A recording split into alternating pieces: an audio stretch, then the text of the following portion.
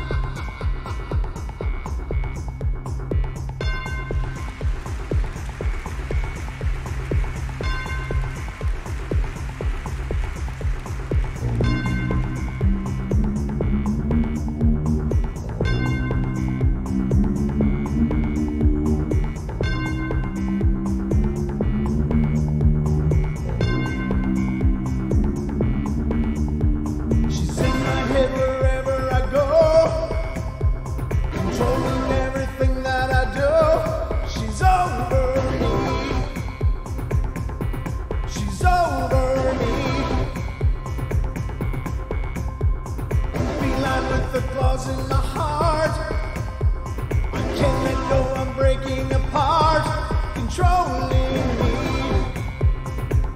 And welcome, ladies and gentlemen, to our Thursday edition of the Paranormal Portal Bedtime Stories From Beyond. I'm your host, Brent Thomas, and we are live and underway, and I hope you all that are in the cold areas are doing okay. I know there's some dangerously cold wind chills and cold factors out there. And, just if you're driving around and you see someone that needs help, get out there and help them. My heart just breaks for anybody that might be homeless or anything during a time like this in those regions, because, what do you do? So if you're able to, and you see someone that needs help in this kind of deal, I hope you guys are doing what you can wherever you can. But, yeah, it's just really scary cold. So be careful to those of you that it affects. But up here, it's been really pretty balmy by, end of January standards from what I'm used to. Being a Minnesota transplant, it used to get really cold like it is now, but maybe not for quite as long. But I remember, many weeks in a row of below zero temperatures and how brutal that is. But up here, in the north part of the panhandle of Idaho, it's, been in the 30s, so we've been doing pretty good. But I hope you all are ready, because it's time for bed.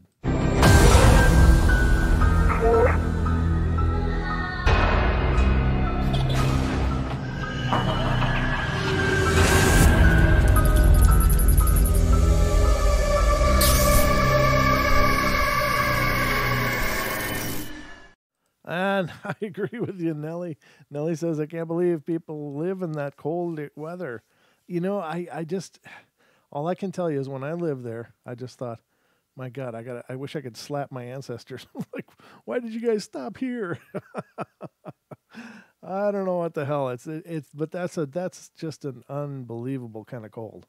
And how they did it way back when, I don't know. They were hardy, strong people. That's all I got to say. Because I'm pretty much, I'm pretty much a weakling, I guess, when it comes to that. I'm pretty much in mourning when I have to put away my flip-flops and shorts. So just saying. But then again, I'm probably in the wrong hemisphere totally. But hope you guys are doing good. It is Thursday. Tomorrow's your Friday, and a lot of things going on.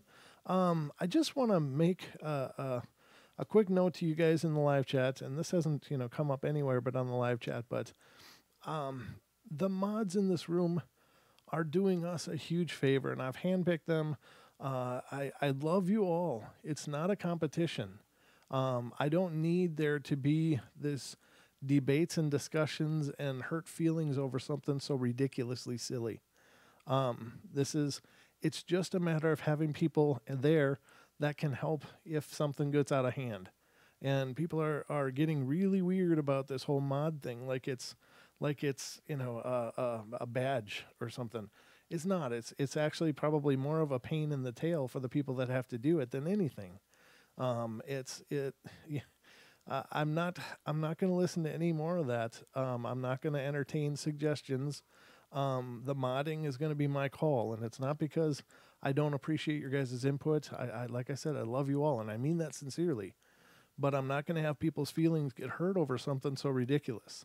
The people that are modding, we're chosen because they're consistently here. They're always sunny, bright, and helping people out, and just really great people. You all are really wonderful people, but it wouldn't do me any good to have a room full of mods.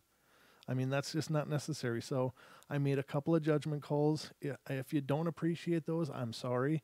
It doesn't reflect on the people that I asked to do it, and they're taking a little bit of friction and heat from that, and that's a problem for me. This is a wonderful place. It's a family, and we don't need jealousy and stuff in this family. So if you're feeling like your feelings are hurt about that, email me. Email me directly. I don't want to ever have dirty laundry in our chat room. This isn't the place for it. This isn't the place to put, these statements about who should mod and who shouldn't or whatever. I don't want to hear that. It's just not the tone that we want to create here in the portal. So that's all I'm going to say about it. If you have some more opinions about that, email me, paranormalportalradio@gmail.com. But again, I love you all. I don't want this to continue. I want it to stop. It's not what the show is about. So just my 2 cents, but let's just move on from that, please. So let's get this underway, ladies and gentlemen. We are on our Thursday night expedition to the portal. Please keep your hands and feet inside the moving cars as we traverse the space-time realm into the unknown. All right, so I'm kind of pulling this together on the fly tonight. We went grocery shopping tonight, and oh my God, you go in with a list of like 3 things, and you end up with a freaking load of stuff to haul home. It was a lot bigger expedition than I planned, so it kind of pushed me back on the whole timeline tonight. But let's see how we do anyway. So here we go. The first one I'm going to read you tonight is coming out of Washington. And they allege it has to do with a poltergeist. Now, oftentimes in the paranormal, we hear people saying the word poltergeist. If something moves, poltergeist. And it's kind of the same thing that happens in a lot of things in the paranormal. Like if something is negative, it's a demon. If something moves, it's a poltergeist. I don't know. I think poltergeists are extraordinarily rare. And they don't happen quite as often as people would believe, but it's a term people know. Because if a haunting has any kind of physical activity at all, people consider that to be indicative of poltergeist, and it is. But there is a lot more to the poltergeist phenomena than just having things moving and being an active haunt. So just so you know, I mean, it doesn't really matter at the end of the day, but I just think it's part of my job to kind of explain those things as I understand them. And again, poltergeist hauntings usually generate from a person or are attached to a person, and 90+% of the time that person is usually teen or a bit younger female. That seems to be where the manifestation is happening. So, all right. But anyway, let's see what the story has to say. So this isn't an extremely big deal, but last night I had a couple of things that seemed a little strange. First, when I was coming inside my house, I barely pushed the door shut, and it slammed. I opened it and pushed it lightly again, and it slammed again. I did this a couple more times, and then when I asked my grandma to watch, and when she looked, I pushed it lightly, and it didn't shut. It barely moved like it normally does. But as soon as she went to the other room, I opened it lightly pushed it, and it slammed shut again. I think there was an entity, possibly a little kid, that was just trying to have some fun. I don't know if it was harmful at all, but later that night, I was laying in the bed, and right by my ear, I heard an extremely loud pop. Kind of like poppers when you get on the 4th of July, when you throw at the ground and they pop, only it was a lot louder, and right by my head. I believe this was also a little kid, and he seems really nice, and just wants someone to play with. I, b- I believe a little boy used to live on the property and in my neighbor's house, and they may have played when my house now is what? It says, I believe a little boy used to live on that property in my neighbor's house and may have played where my house now is. Okay, I get it now. Sorry. And it's a modular home, and it didn't used to be there. It was just farmland. Maybe he used to have a playhouse in that area. I don't know. It's possible. Again, I'm not a big subscriber to the whole kids ghost thing, but I do recognize that there are children ghosts out there. I just don't know how. I don't know why. That's really a stumper for me. Again, I just don't know how they would just be stranded. But anyway, let's continue on our journey. The next one is coming out of Texas. And this one is, it all started when my grandmother came to our house to bless my sister's room before the new baby came home. She went in there and said some prayers, and then she came out. Weeks later, my sister had come home from one of prayer meetings and had been reading certain prayers to say at the next meeting, and she was getting ready for bed, and she laid down and started to pray. And when she got to this one prayer, the whole bed started to shake. So she tried to run out of the room, but couldn't open the door, and when she tried to get through the window, it was locked. We have no windows that lock. I could hear her scream from my parents, and it felt like we couldn't get in there fast enough. Finally, she was able to run out of the room screaming, and the next morning, we called my grandmother back to see what she had done. My grandmother walked in, stayed for a few minutes, and then she came out with a smile, and she said, "No está aquí," which means, "It's not here." She never told us what she did, and my sister, until this day, has not told us the prayer she was saying that started all this, but the room still gives me the creeps. I couldn't tell you what it was, but I know it's still there.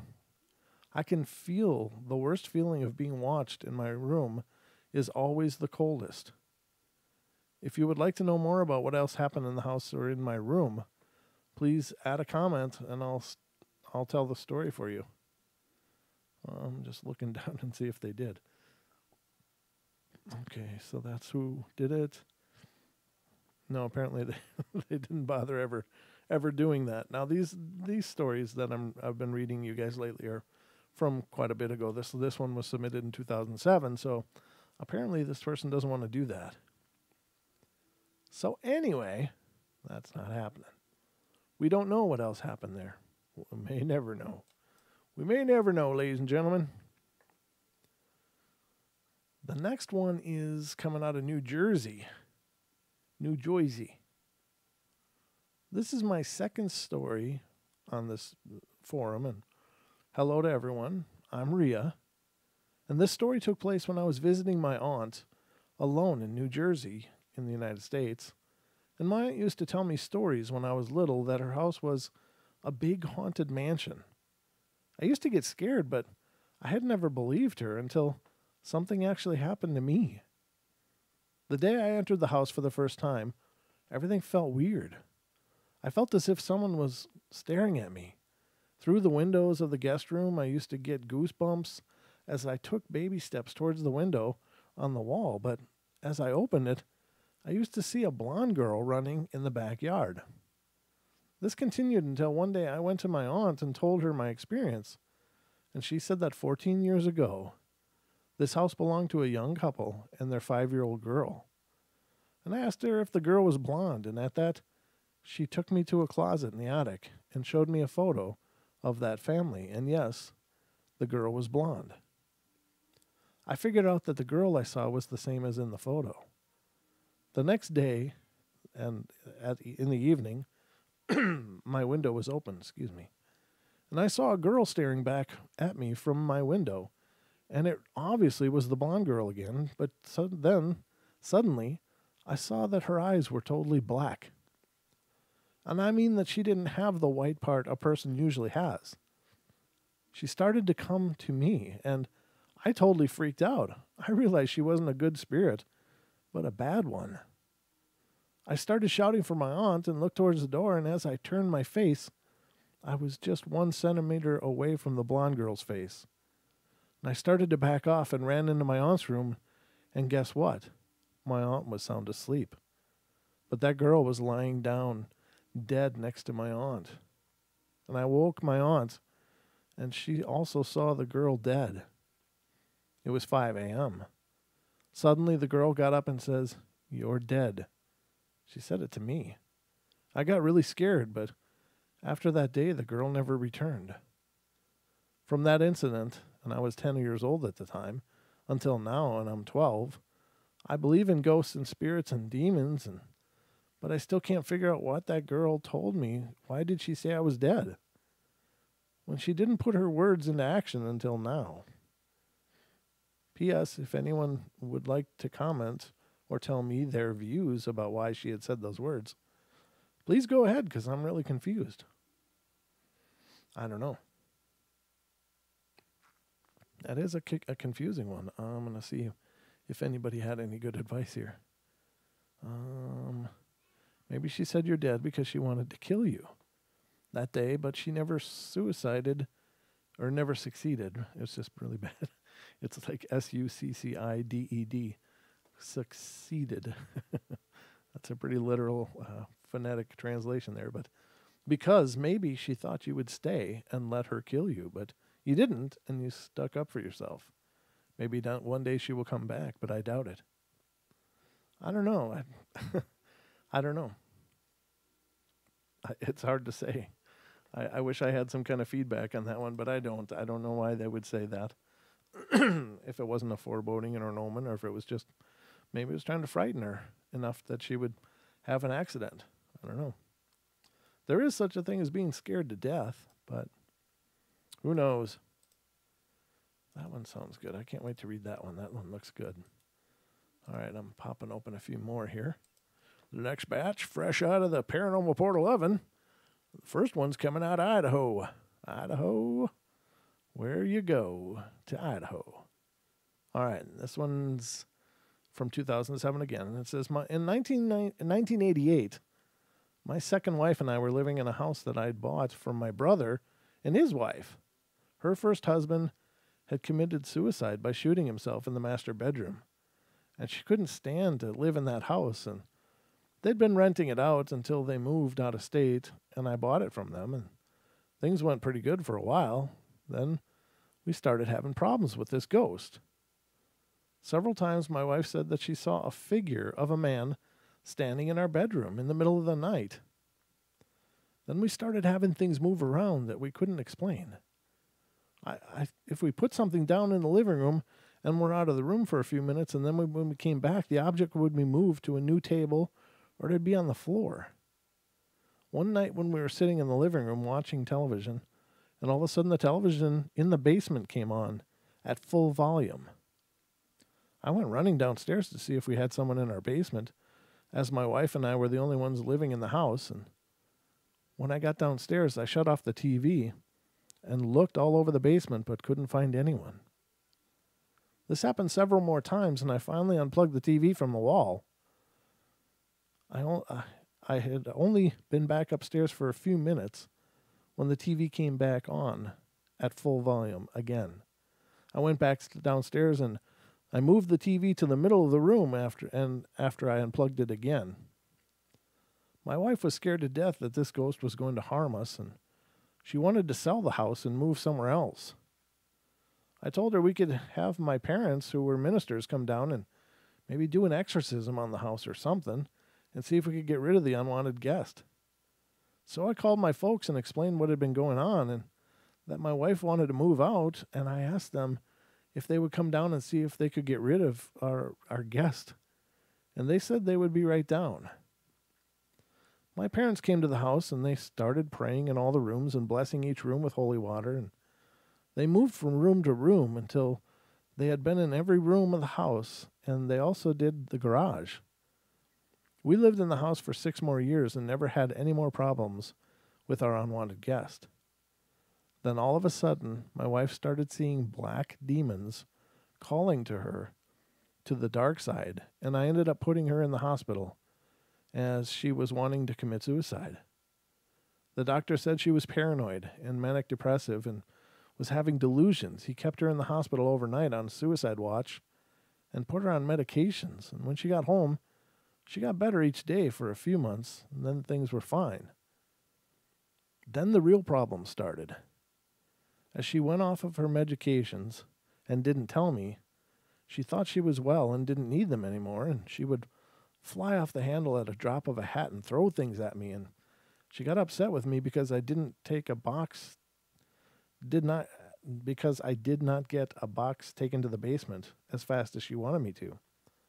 As I walked out the front door and towards the gate going into the front yard, she threw a large mug of iced tea at me, and it ticked my ear just before crashing into the iron gate and shattered all over the driveway. A few days later, she got upset with me in the kitchen and threw a skillet at me, and I ducked, and it went through the sheetrock, and I repaired the hole. And 2 days later, I was going to the basement. She yelled at me to wait and take something to the basement for her. I had already taken the first step down, and she kicked me in backside, and I fell down the stairs, hitting the wall at the bottom real hard. I did not have any major injuries, but I decided that this was the last straw. I told her I was moving out, and until she went back on her medications, and she started yelling at me in a man's voice. It was then that I figured out that she had been possessed by our unwanted guest. She refused to have an exorcism done on her, and we ended up getting a divorce, and she tried killing her new boyfriend about a year later by shoving him out of the driver's door as he drove them down the road. She now lives by herself and refuses help from anyone. This is not the way I wanted our relationship to end, but she would not let me help her. She still lives in the house, and I'm sure that the uninvited guest is back, or at least is still inside of her. She won't talk to me, so I really don't know for sure. That is just horrible, and that's the problem with those things. And again, they have all the time in the world, right? So if it's a dark spirit and they want to attach or oppress or possess, it's a matter of time. They're going to try to break through your defenses. They're going to try to wear you down. They're going to try to make everything dark and unhappy and just destroy your will. And sometimes they succeed, sometimes they don't. It's tough. It's really tough. And the thing with any exorcism, I guess it does make sense. So the parents had come to exorcise the house, but if during their exorcism there was no place for this spirit to go, then the only option it had was to latch onto a living person as maybe a last-ditch effort before it was banished to another realm or whatever happens in exorcisms. I can only guess, but that is pretty tragic, and I don't know. It's just a tough thing. Those dark spirits are just tenacious. They don't have any reason to leave, or unless they're banished. They really have to be banished somehow. And there's lots of different rituals to have that happen. Exorcism, of course, being one of them, but there are other things that could be done with the person, maybe without them even, being directly aware of it. That's, could hopefully push a spirit away, or at least loosen its hold enough to get through to the person being affected.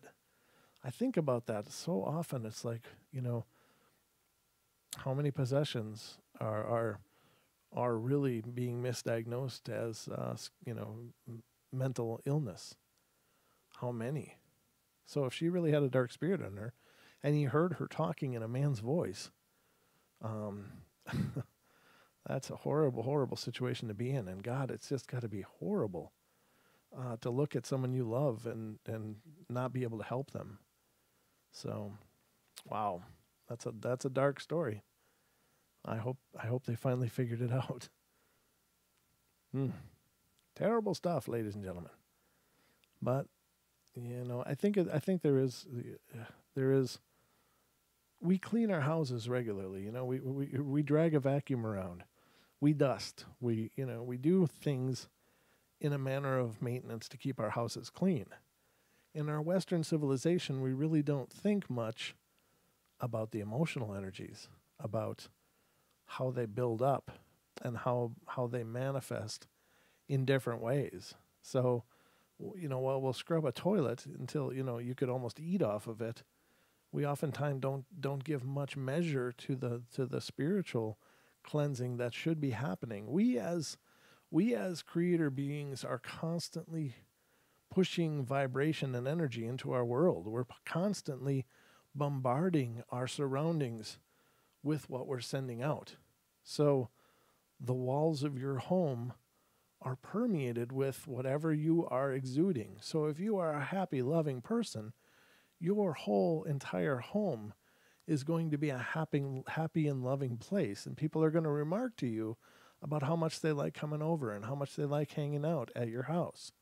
And they may not even know why, but they just know that it's a place that feels warm and it feels welcoming. And that's a manifestation of the people that live there.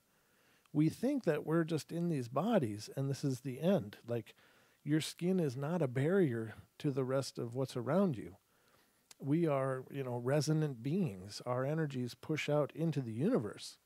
So I think that we all, of course, get into those down cycles. We all struggle with our emotions from time to time. It's just human nature. It's the human condition. So what we all need to learn to do is, after you get done vacuuming and dusting and cleaning the glass and whatever you're doing, then take some sage through the house.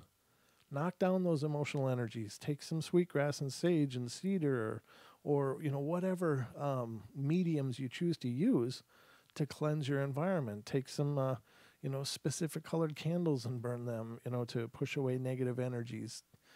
There's so many different things that you can do and should do. And as you do those, it'll knock down that negative energy. And I'm pretty sure that if you are already an emotionally sensitive person, not just emotionally, but spiritually sensitive person, you're going to feel a hell of a lot better. You're going to feel a hell of a lot better. I'm here to tell you that doing the show we're constantly, talking about these energies, and therefore I suppose the show becomes a type of beacon as well. And sometimes I feel things get so heavy, and it sometimes causes, bickering.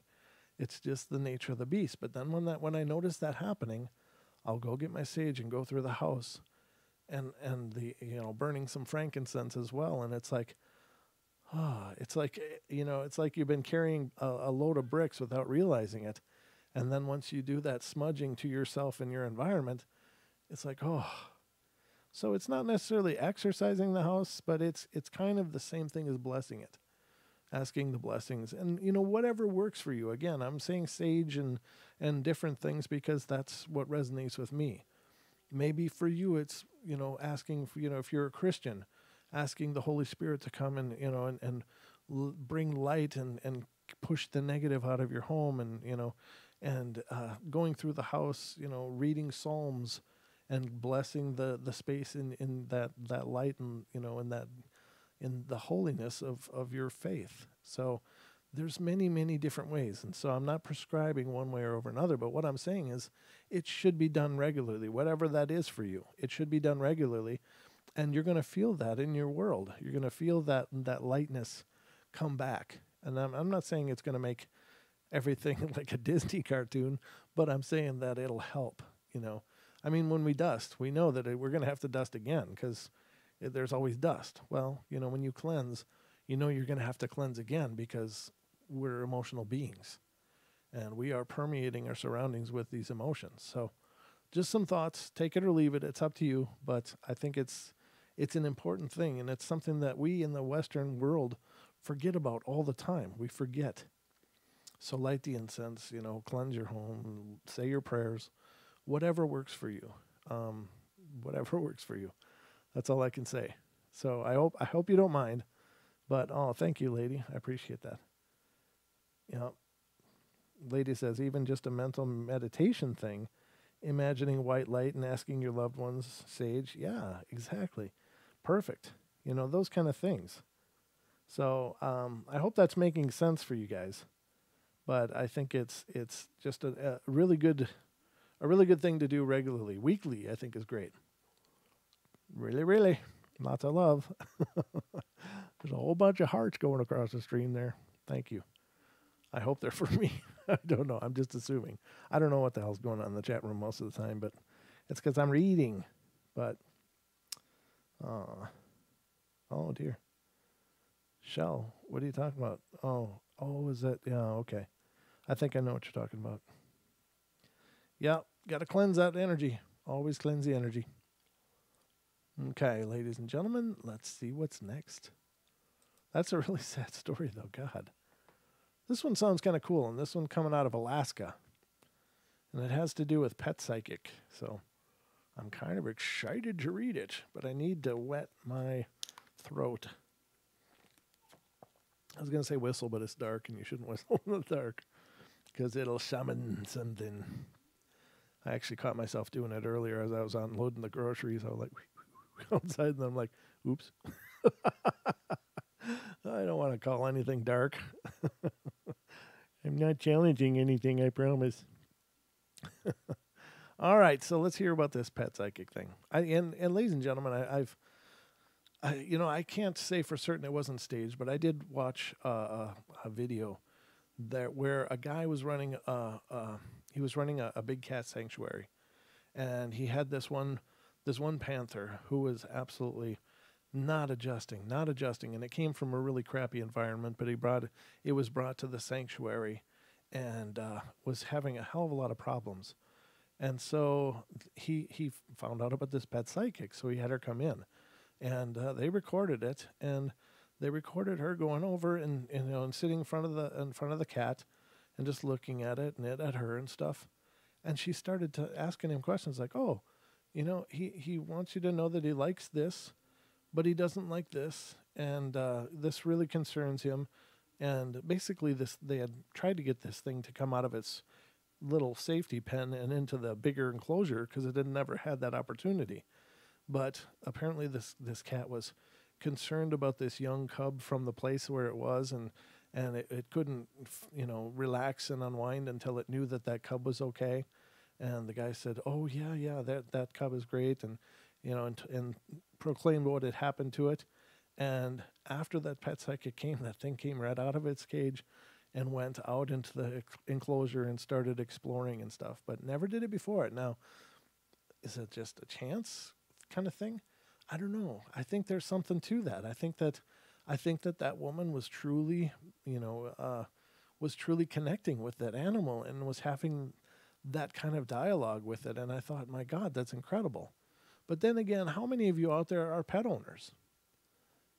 Many of us are. I'm a pet owner. I mean, I got a cat. I've had dogs, and there are times you'll notice that your animal does something, and it might be something you're thinking about or something that's going on, or they just tune into us on such a profound level, and they connect to us. And sometimes you'd swear they're listening to you and can understand everything you're saying. And everybody that has a pet, if you spend time and you're connected with your pet, you're going to know what I'm talking about.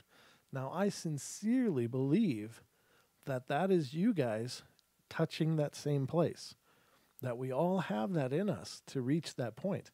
And I think it just comes from a really relaxed place and just a really calm, when you're in those calm moments in spirit, and we are connecting with our pets. And so I believe that we all could probably talk to animals, and I know that sounds really Disney, and that's fine, because I think that's the inspiration of all that, right? That there's the legends of the shamans talking to all the animals and hearing about things, and I just think that that's really cool. So I think there is very, very, very talented people that can do this, that can connect with these animals and find out what's troubling them and help them. Now, there is a psychology to animals too, granted, and I don't discount that either, because animals have behaviors and can be depressed and happy, and have the same kind of issues that people can have on an emotional level. And I'm sure there's plenty of trained people that can look for those physical cues and cue into what's going on with the animal as well. But the kind of connection I'm talking about now, in the story that I just told you about, this woman had no idea what this cat was all about. And nobody except for the owner of this sanctuary knew about that other cub that was real close to this panther. Nobody else knew about it. And so this woman said, oh, he's really concerned about the cub that he was close to in the last place, and he wants to know he's okay, and he just can't find peace until he knows that that little cub is okay. And then once the guy said, yeah, the cub is great, and it's got a great home and wonderful people that I know personally, and they're going to give him a really wonderful home. And she relayed that back to the cat, and it was just like the transition was just, and granted, it was edited, so I don't know, but at least the way it was edited together, it looked like the transition was like, boom, the cat was happy. He was like, okay, I can be happy now. I can experience this new surrounding. And that kind of stuff to me is absolutely exciting. That is cool, That's the fun stuff.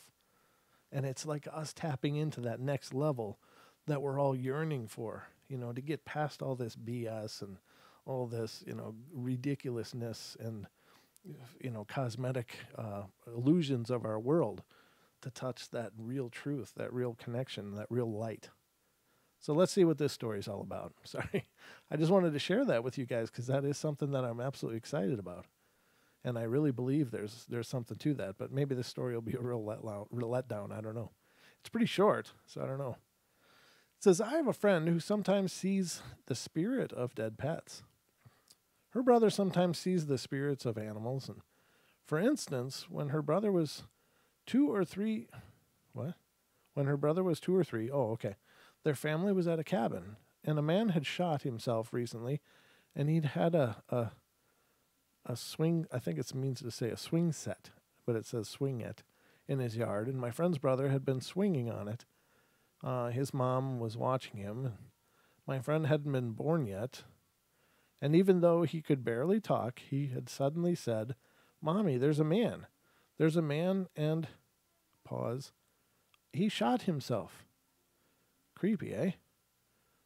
Once my friend had been laying on the couch, and suddenly a dog had run down the hall, and she felt like it was protecting her. And when it left, the feeling of protection went away. And later her mom told her the dog's name. And sometimes she sees dogs, and when she describes them to her mom tells her the names because they were the dogs that she had owned.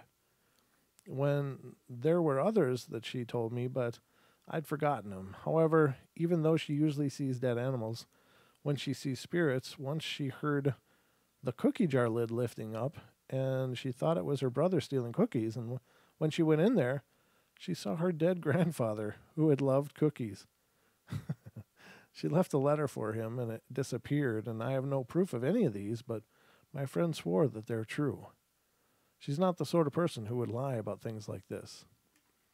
Yeah, it's, I don't think there's a whole lot of difference between a human psychic and a pet psychic. It's a different kind of attunement, I guess. So perhaps there's some psychics that can tune to the natural frequencies easier than they can the human frequencies, but that I don't think there's any real distinction other than perhaps a vibrational connection.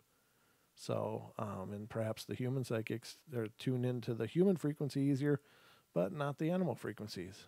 We're all living, and by virtue of being alive, we all have the divine spark, but I just believe the animals are on a different, for the most part, not completely, but for the most part, I think animals are on a different level, and that's not lower or higher. It's just a different kind of frequency. And, it's cool that some of them choose to live with us, like cats and dogs and, certain other animals. But I think that's really awesome.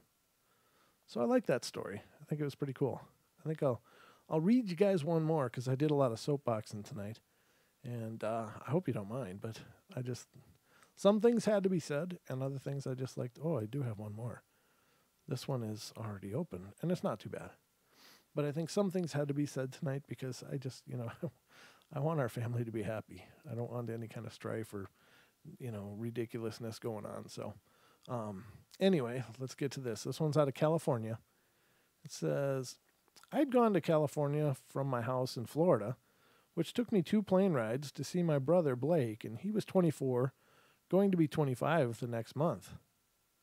This story takes place barely after my encounter with the evil spirits in my own home, my old home. I don't know what that is, but it's highlighted, so maybe I'll have to read 2 stories. So I'll read this one first, though. After I got off the plane, I had to get a taxi, which wasn't too hard, and went to Blake's work, the Pontiac Hotel. I stayed there for free in room 221, and I loved the room. It was a large one-room place with a largish kitchen. After a week, I decided to stop freeloading and go to summer school every other day, and one mildly warm day, I fell asleep in class. Raven, one of the friends I had made, tapped me on the shoulder, and I tiredly slapped it away, but then it happened again. "Miss?" she said. Raven never said miss. I peered up, no longer asleep, and what I saw wasn't Raven, but a woman in a long dress, a school teacher from the 1900s. I fell back in my chair, screaming, "Miss?" She helped me back up, and I looked around. Kids that wore those old clothes off the golden days. I turned and ran, of course, screaming. Something was jacked, and I remember I said, I flew through a door and slammed it shut behind me, and I remember my teacher saying that back then the schoolrooms only had one room. So what was this? I opened the window and cried for help, and no one was there to help, and I turned back around and started writing on the chalkboard in large letters, "Where am I?" And next to it wrote, "In my world. I want to play with you." I freaked out, and the idea struck. Jump out the window. Maybe this was a dream, and the shock would wake me up. I took it and flew out the window, and I awoke, and I was in class again, covered in cuts and bruises from the fall. What fall? It was a dream, wasn't it? I don't know where it was, but I never went back to that summer school. I never fell asleep in school again. I was forever scared of going to school in the summer, so I did good in school. Any advice to what I experienced? I don't know. I'd say a lucid dream, but if you came out of it with scratches and stuff, then it's something else. I don't know. Very creepy. Let me click on the one that they had already submitted and said, okay, so this is the story that preceded that one. And this one happened in Jacksonville, Florida, when I was about 11. I lived in this huge house that my grandparents paid for. And I'd always wanted to live in such a mansion-like place, but my sister resented the idea totally. The first few days were fine, except I was separated from my sister for once, and I thought I kept hearing noises like creaks and giggles and footsteps outside my door. I told my mom about it, but she said that I was hallucinating. I hated when my mom didn't believe me. I can understand that. The following week, things got more strange. I always felt cold and as if someone was watching me. And every time I took a step, my shadow would always be a half step behind me, which wasn't supposed to happen. But then the strangest thing was that I would set things down, like for instance, my mother and I would be baking, and I would put down the mixing spoon for a second to grab the eggs, but when I gave them to my mom, the mixing spoon would be gone, and I would find it later in the fridge or on the ground, and I was totally freaked out by the time a month passed. I couldn't go to sleep because I heard childish laughing and creaking, and my door would open, but I couldn't convince my mom to move out. Finally, the things attached. The invisible monsters hit me and tried to smother me with my pillow. I screamed and finally stopped once my mother turned on the light. My sister checked me for damage, and I was covered in wounds and red marks, and I still have the scars to prove it. We moved out the following day, even though 4 years had passed. I never forget to lock my door. Yeah, that's probably a sensitive person. Probably got some gifts. That's all I'm saying. You know what? I think we all do. I don't think that these kind of things are just. Did I read this? No, I don't think I did. No, I got one more to read. I didn't open it, but here it is. Okay. I think we all have abilities, and I think that there's sometimes over others or some points in our life where we're more tuned into them than other times. But, I think that for all intents and purposes, we are all extraordinarily psychic. It's just most of us have forgotten. So this one comes out of Missouri, and I don't remember opening this, but it's here, and it's puzzling me because I just had opened one story to read. But anyway, I'll read it. This comes out of Missouri. In 2005, my boyfriend at the time and I moved up into a 2-story home in the town we were living in, and I didn't care for the house too much. It didn't scare me, but it did give me chills, and one night my boyfriend went upstairs to take a bath, and I stayed downstairs and was watching a movie. And after he had been in the bathtub for a while, he yelled out, asking me for a towel. So I went to get him a towel and started up the stairs, and at the top of the stairs, there's a bedroom to the left and to the right, and as I walked towards the bathroom door, I quickly glanced into the bedroom to the right, and I thought I saw something, but I didn't really pay any attention to it, and I went to open the bathroom door, but it was locked, and I told him to hurry up and unlock it. While he was getting out of the bathtub, I turned to the right and leaned against the wall facing the bathroom or the bedroom, and that's when I saw it, or him, or whatever it was. There was what appeared to be a little boy sitting on the bed in the room just staring at me. Its body was black, and you could see the shape, but that's what it was. I could see the eyes, though. I was terrified, and I started screaming and yelling for him to let me in. And I think that it was a demonic presence because of the way it made me feel. I've never been so scared in my entire life, and he finally let me in, and I made him walk me down the stairs, and boy, the boy was gone by then.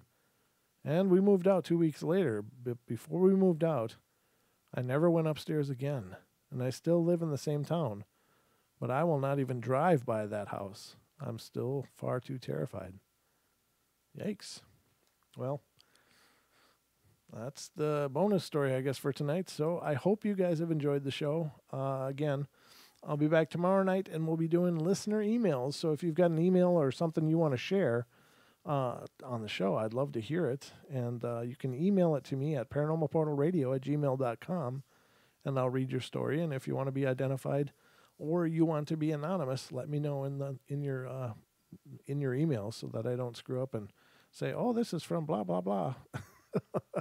Because I don't want to call anybody out. If you want to have you want to share your story privately or anonymously, that's totally understandable. So, but anyway, guys, I think that's it. I love you all very much. Be good, be kind, be nice, take care of each other, and I will be back tomorrow night. And again, Duke Sullivan, the World Bigfoot Radio Madman, will be here with us on Saturday night, and that'll be a great time. Really looking forward to that show and having a pretty, I'm sure it's going to be a phenomenal discussion with the Duke. So definitely tune in and spread the word about that, if you would, please. But we will see you tomorrow night, 7 p.m. Pacific time, right here on the Paranormal Portal. So take care, guys, and sweet dreams.